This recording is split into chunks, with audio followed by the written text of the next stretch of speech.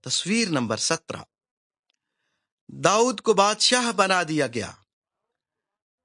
فلسطینیوں نے دوبارہ بنی اسرائیل پر حملہ کر دیا۔ بادشاہ ساؤل اور یونتن میدان جنگ میں مارے گئے۔ تب لوگوں نے داؤد کو بنی اسرائیل کا بادشاہ بنا دیا۔ اس نے اپنا محل یروشلم کے شہر میں بنوایا۔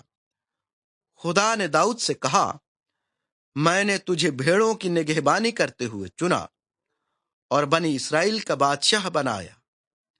میں تجھے روئے زمین پر عظیم لوگوں کی مانند عظیم انسان بناؤں گا۔